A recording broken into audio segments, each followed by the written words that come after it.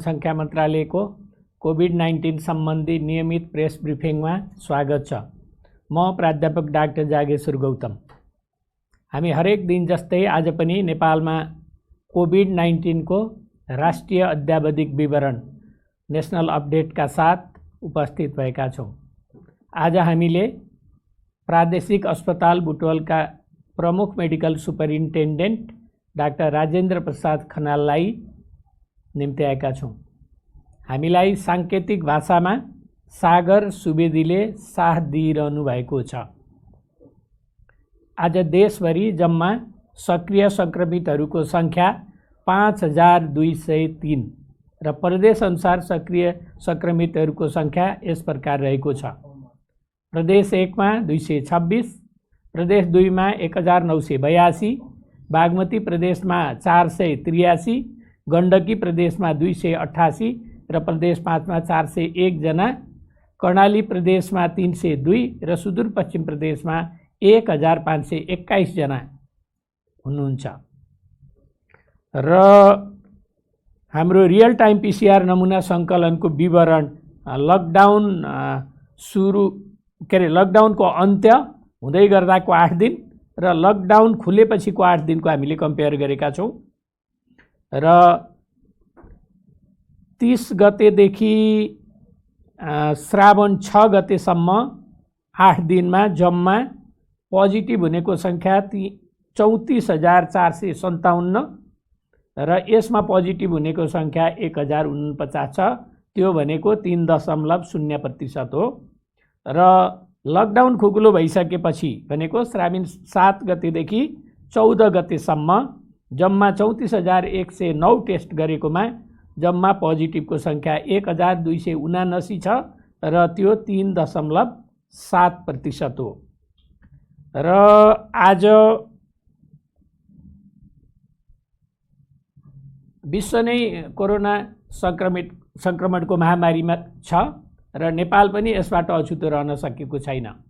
आजसम्मको तथ्याङ्क हेर्दा विश्वमा 1,69,17,714 जना व्यक्तिहरू कोभिड-19बाट सङ्क्रमित हुनुभएको छ भने 6,63,942 जना व्यक्तिको निधन भइसकेको छ। निको हुनेको सङ्ख्या 1,04,42,383 रहेको छ। नेपालमा कोभिड-19 पीसीआर टेस्ट प्रति 10 लाख जनसङ्ख्यामा 12,284 र प्रति 10 लाख जनसङ्ख्यामा मृत्युको दर 1.6 छ। कोभिड-19 सङ्क्रमण मुक्त हुने दर 72.7% छ।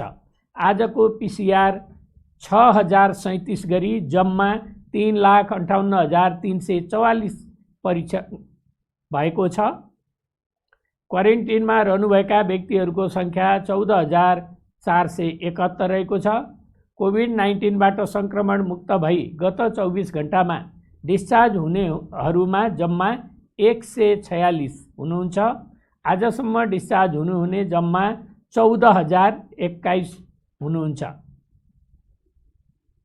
उहाँहरूको स्वास्थ्य उपचार तथा हेरचाहमा अहोरात्र खटिनुभएका सम्पूर्ण चिकित्सक, नर्सिङ स्टाफ, स्वास्थ्यकर्मी तथा अन्य सहयोगी शुभेच्छुकहरूलाई हार्दिक धन्यवाद दिन चाहन्छौँ। हामीलाई 2वटा कल सेन्टरबाट 624वटा कल प्राप्त भएको छ। हाम्रो स्वास्थ्य एप्लिकेसन डाउनलोड भएका मोबाइलको सङ्ख्या 1,62,331 र सक्रिय प्रयोगकर्ता 82,145। जम्मा इन्ट्री गरिएको सङ्ख्या 68,846 छ। र आज कोही पनि रेड जोनमा पर्नु भएको छैन। र हाम्रो वेबसाइट र भाइबर हेर्नेको सङ्ख्या पनि उल्लेखनीय छ। र म अब प्रयोगशाला अनुसार रियल टाइम पीसीआर पोजिटिभ केसहरूको विवरण प्रस्तुत गर्न गइरहेको छु। बीपी कोइराला स्वास्थ्य विज्ञान प्रतिष्ठान धरान प्रयोगशालामा मोरङका 3 जना र सुनसरीका 1 जना, कोशी अस्पताल विराटनगर प्रयोगशालामा मोरङका 3 जना, प्रादेशिक जनस्वास्थ्य प्रयोगशाला विराटनगरमा मोरङका 2 जना, प्रादेशिक जनस्वास्थ्य प्रयोगशाला जनकपुरमा 70 का 1 जना, सर्लाहीका 1 जना, धनुषाका 12 जना र महोत्तरीका 13 जना हुनुहुन्छ। नारायणी अस्पताल वीरगञ्ज प्रयोगशालामा पर्साका 34 जना र राष्ट्रिय जनस्वास्थ्य प्रयोगशाला टेकुमा भक्तपुरका 1 जना, धादिङका 7 जना, कपिलवस्तुका 2 जना र काठमाडौँका 2 जना हुनुहुन्छ। शुक्रराय ट्रपिकल तथा सरुवा रोग अस्पताल प्रयोगशालामा काठमाडौँका 7 जना, कीटजन्य रोग अनुसन्धान तथा तालिम केन्द्र प्रयोगशाला हेटौडामा नवलपरासी पूर्वका 2 जना र रौतहटका 1 जना हुनुहुन्छ।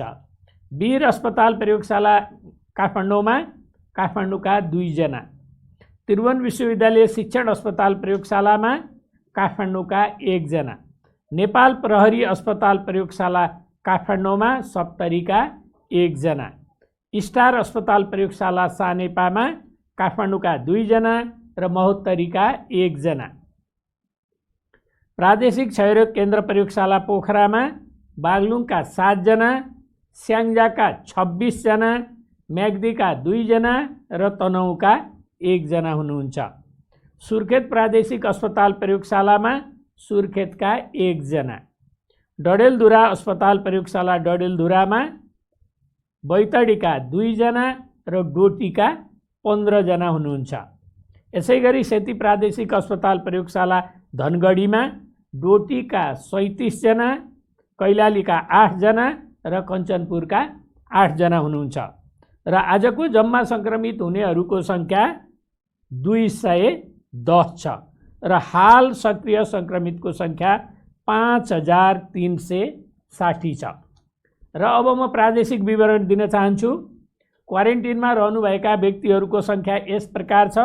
प्रदेश 1 मा 1842, 2 मा 1849, बागमती प्रदेशमा 1035, गण्डकी प्रदेशमा 3382, प्रदेश 5 मा 1824, कर्णालीमा 643 र सुदूरपश्चिम प्रदेशमा 3896 र डिस्चार्ज हुनुहुनेहरूको सङ्ख्या पनि यस प्रकार छ। प्रदेश 1 मा 789, 2 मा चाहिँ 3018, बागमती प्रदेशमा 518, गण्डकी प्रदेशमा 1227, प्रदेश 5 मा 3910, कर्णाली प्रदेशमा 1686 र सुदूरपश्चिम प्रदेशमा 2873 गरी जम्मा 14021 जना सङ्क्रमण मुक्त भई डिस्चार्ज हुनुभएको छ। 500 भन्दा बढी सक्रिय सङ्क्रमितहरू उपचारार्थ रहनुभएका जिल्लाहरू 2टा छन्, रौतहट र कैलाली, र सङ्क्रमितहरू शून्य भएको जिल्ला 5वटा छन्। ती जिल्लाहरू हुन् भोजपुर, सङ्खुवासभा, रसुवा, मनाङ र मुस्ताङ। आज हामीसँग प्रादेशिक अस्पताल बुटोलका प्रमुख medical superintendent doctor Rajendra Prasad Khanal हुनुहुन्छ र यो त्यही अस्पताल हो जहाँ पहिलोचोटि कोभिड-19 सङ्क्रमण भई आइसियुमा चाहिँ उपचार सुरु गरिएको थियो नेपालमा। उहाँले आफ्ना अनुभवहरू केही राख्न चाहनुहुन्छ। डाक्टर राजेन्द्र प्रसाद खनाल। धन्यवाद। लुम्बिनी प्रादेशिक अस्पताल बुटोलले कोभिडको उपचार व्यवस्थापन गरेको सन्दर्भमा केही आफ्ना अनुभवहरू मैले यहाँहरू समक्ष राख्न चाहन्छु। संसार कोरोनाले सन्त्रस्त छ। अहिले कोरोनाले सन्त्रस्त भएको संसारमा 3 खालका मान्छेहरू देखिएको छ। एउटा कोरोना सङ्क्रमित, एउटा सम्भावना भएका कोरोना सङ्क्रमणको, र अर्को प्रतिरक्षात्मक क्षमता विकास भइसकेका अथवा थाहा नभइकन कोरोना सङ्क्रमण हुनसक्छ भन्ने किसिमको। यस सन्दर्भमा हाम्रो अस्पताल लुम्बिनी प्रादेशिक अस्पताल उपत्यकादेखि अलिक परै रहेको नेपालको मध्य क्षेत्रमा रहेको अस्पताल हो। प्रादेशिक अस्पतालमा हामीले कोरोना सङ्क्रमितहरूको उपचारको व्यवस्थापनको लागि अलिक फरक ढङ्गले व्यवस्थापन गरेका छौँ। मुख्य अस्पताल बजारको बिच भागमा छ र कोरोना सङ्क्रमितको लागि हामीले करिब 4 किलोमिटर पर रहेको एउटा क्षेत्रमा त्यहाँ चाहिँ हामीले आइसियु सहित कोरोना सङ्क्रमितलाई आइसोलेसनमा राख्ने गरी आइसोलेसन अस्पताल बनाएका छौँ। छोटो समयमा बनाएका हौँ र त्यो अस्पतालमा अहिले 80 जना बिरामी कोरोना मुक्त भएर उहाँहरू डिस्चार्ज गरिसकेको अवस्था छ र त्यसमध्ये हामीले आइसियुमा 17 जना बिरामी हामीले भर्ना गरेको अवस्था हो। अहिले त्यहाँ हाम्रो आइसियुमा 2 जना उपचाररत हुनुहुन्छ र जेनरल आइसोलेसन जहाँ चाहिँ सामान्य लक्षण भएका बिरामीहरूलाई राखिएको छ त्यहाँ अहिले 3 जना हामीसँग हुनुहुन्छ। यसरी हामीले यो अस्पतालले यस कोरोना सङ्क्रमितहरूको उपचार व्यवस्थापन गरिराख्दाखेरि अब संसारलाई नै नयाँ जस्तो रोग अब हाम्रो नेपालको सन्दर्भमा पनि एउटा मात्रै ल्याबमा पहिले भर परेको र अहिले 29 वटा प्रयोगशाला छोटो समयमै विकास भएको र अब कोरोना सङ्क्रमितहरूको टेस्ट भइराखेको कोरोना सङ्क्रमण सम्बन्धी टेस्टको सुविधा करिब देशभरि नै फैलिराखेको अवस्था हो। त्यस्तै गरी हाम्रो अस्पतालमा पनि हाम्रो अनुभवको आधारमा भन्ने भने एउटा 0 लेभलबाट अहिले हामीले आइसियुमा जो राख्नुपर्ने बिरामीहरूलाई उपचार गरेर सङ्क्रमण मुक्त बनाएर पठाउन सकेका छौँ।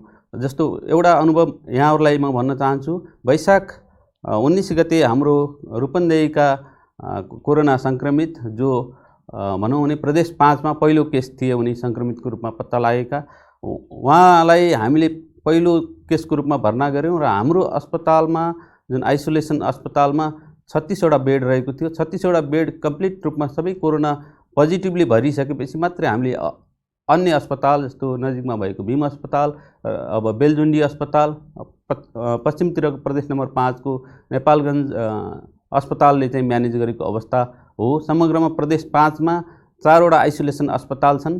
त्यसमध्ये हाम्रो लुम्बिनी प्रादेशिक अस्पतालले प्रदेश 5 को सम्पूर्ण रूपमा जुन चिकित्सा अवस्थाका सक्त अवस्थाका बिरामीहरूलाई हामीले त्यहाँ चाहिँ व्यवस्था गरेका छौँ। सबै भनौँ भने प्रदेश 5 हाम्रो आइसियुमा निर्भर रहेको छ।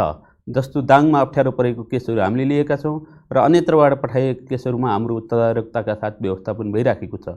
र यसमा एउटा अनुभव, मिठो अनुभव, पहिलो सङ्क्रमित जो यहाँहरूले मलाई लाग्छ सामाजिक सञ्जालमा पनि उहाँ अलिकति भनौँ एक खालको सकारात्मक सोच भएको मान्छे, नाचेर दिन कटाएको अवस्था पनि थियो र उहाँ सङ्क्रमण मुक्त हुनुभयो। उहाँलाई सामान्य समस्या थियो, तर त्योभन्दा वैशाख 19 गते त्यसरी भर्ना गरिएको बिरामीलाई उपचार गरेर पठाइसके, कोरोना नेगेटिभ भएर पठाइसकेपछि जेठ 14 गते हामीले एउटा कोरोना पोजिटिभ केस जो चाहिँ एकदम सक्त अवस्थामा कपिलवस्तुमा हुनुहुन्छ, गाउँमा त्यत्तिकै रहिराख्नु भएको छ, कसैले हेरेको छैन भन्ने सूचना पाउँदा बित्तिकै हामीले त्यहाँबाट तत्काल उद्धार गरेर ल्याउनुपर्छ भन्ने सूचना दियौँ र उहाँहरूले एम्बुलेन्समा लिएर आउनुभयो र ल्याउँदै रिसिभ गर्दा पहिलो आइसियुमा राख्नुपर्ने केस उहाँको भन्ने स्याचुरेसन, अक्सिजन स्याचुरेसन 70% भन्दा कम र सास फेर्न निकै गाह्रो भएको र बाटोमा लिएर जाँदै उहाँको प्राण निस्कने अवस्था थियो। त्यस्तो अवस्थामा हाम्रा स्वास्थ्यकर्मीहरू पहिलेदेखि प्रिपेयर्ड अवस्थामा हुनुहुन्थ्यो। त्यहाँ एनेस्थेसिस्ट,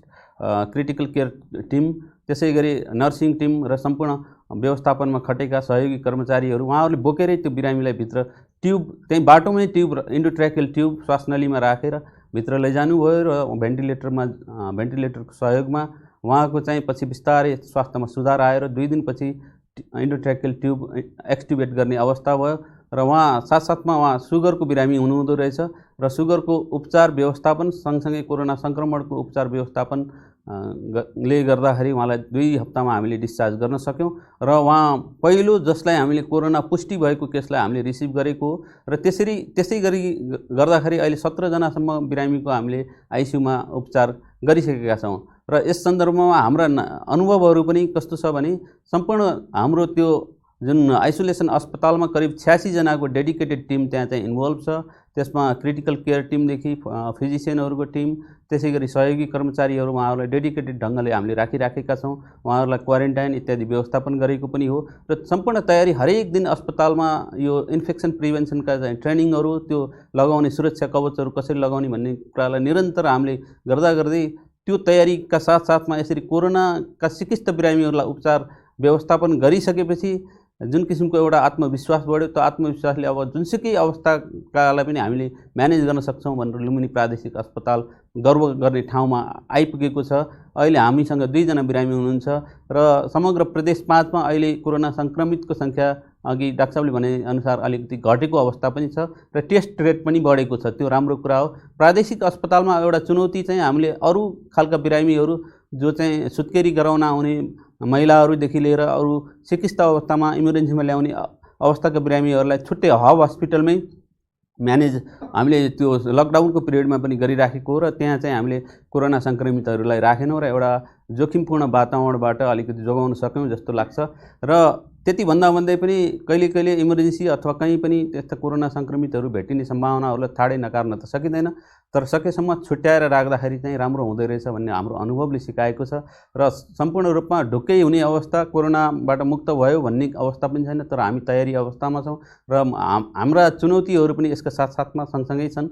जस्तो कि हाम्रा स्वास्थ्यकर्मीहरू पनि 3 जना सङ्क्रमित हुनुभयो, त्यसमध्ये 2 जना प्यारामेडिक्स र 1 जना डाक्टर साहब, तर उहाँहरूलाई पनि अहिले कोरोना नेगेटिभ भएर अब उहाँहरू रिकभर भइसक्नु भएको छ। उहाँहरूलाई खासै भने पनि लक्षण पनि देखिएको छैन। र हाम्रो अनुभवले के बताउँछ भने समग्रमा कोरोना सङ्क्रमितहरूको धेरैजसो सङ्ख्या चाहिँ लक्षण रहित अवस्थामा छ र कसैलाई आइसियुमा म्यानेज गर्नुपर्ने अवस्था छ। र अबको प्राथमिकता मलाई लाग्छ आइसियुमै राख्नुपर्ने अवस्थाका बिरामीहरू, र सरकारले पनि दिएका निर्देशनहरू अहिले होम आइसोलेसन, होम क्वारेन्टाइनलाई बढी महत्त्व दिएको देखिन्छ र मलाई लाग्छ सबै किसिमको व्यवस्थापनमा त्यो राम्रो पक्ष हो।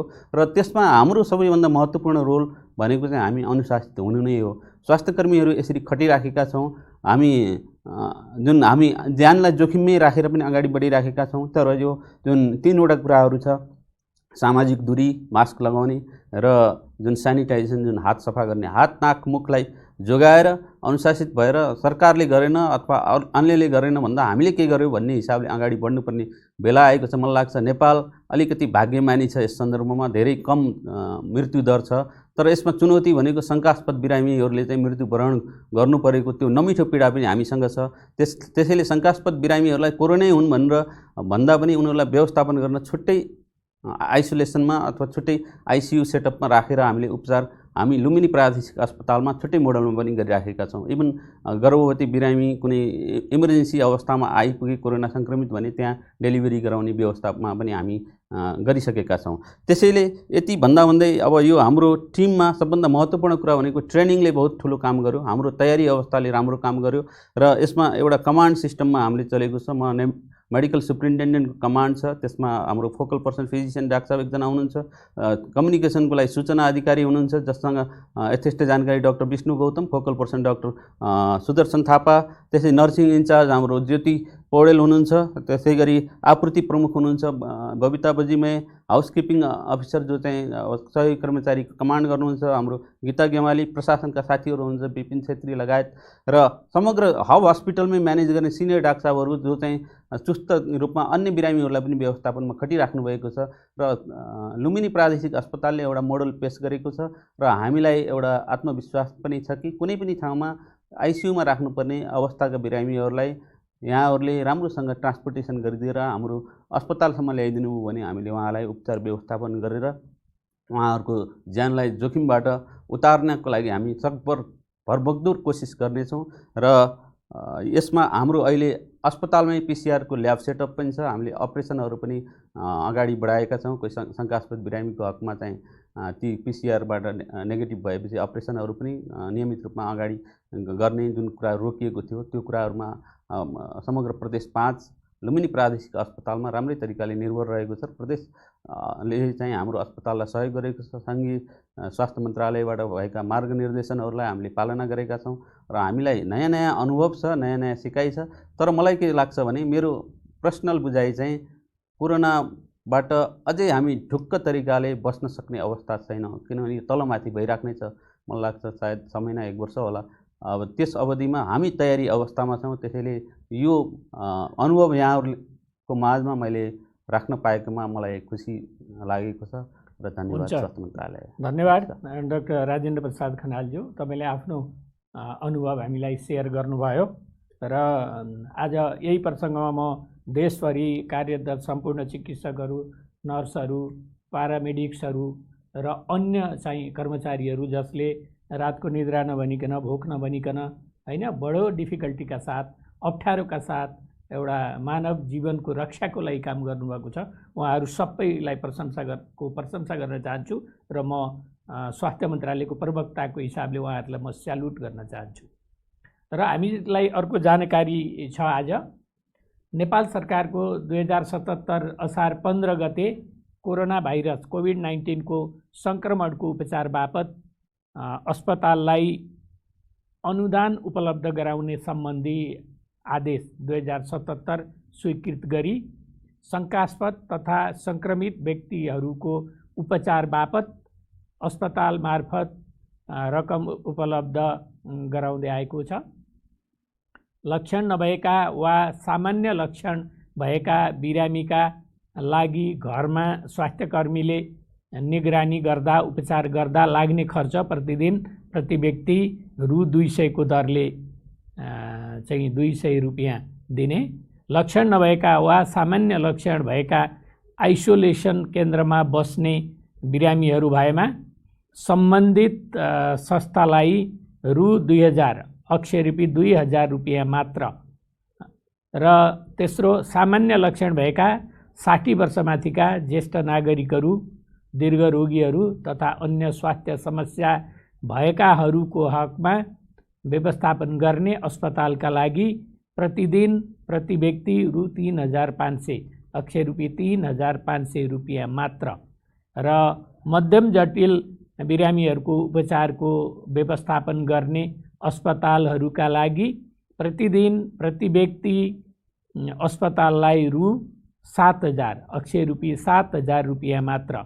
र जटिल र क्रिटिकल बिरामी व्यवस्थापन गर्ने अस्पतालका लागि प्रतिदिन प्रति व्यक्ति अस्पतालका लागि 15000 अक्षय रूपी 15000 रुपियाँ यसरी हामीले दिने निर्णय गरेकोमा म फेरि जानकारी गराउन चाहन्छु। कोभिड-19 को परीक्षणको दायरालाई फराकिलो बनाउन समुदाय स्तरको परीक्षणलाई जोड दिन स्वास्थ्य तथा जनसङ्ख्या मन्त्रालय लागि परेको छ। परीक्षणका लागि आवश्यक पर्ने प्रयोगशालासँग सम्बन्धित रिएजेन्ट, भिटिएम लगायतका सम्पूर्ण सामग्रीहरू हाल 1 महिनाका लागि प्रशस्त पुग्ने गरी स्टकमा रहेको अवस्था छ। थप आवश्यक सामग्रीहरू आउँदै गरेका, पाइपलाइनमा रहेका र खरिदका क्रममा छन्। र म अनुरोध एउटा गर्न चाहन्छु, बन्दाबन्दी खुलेसँगै हामी सबै नव सामान्यकरणमा आएका छौँ। यो भनेको कोभिडको महामारीभन्दा पहिलाको जस्तै सामान्य जीवनमा फर्किएको होइन।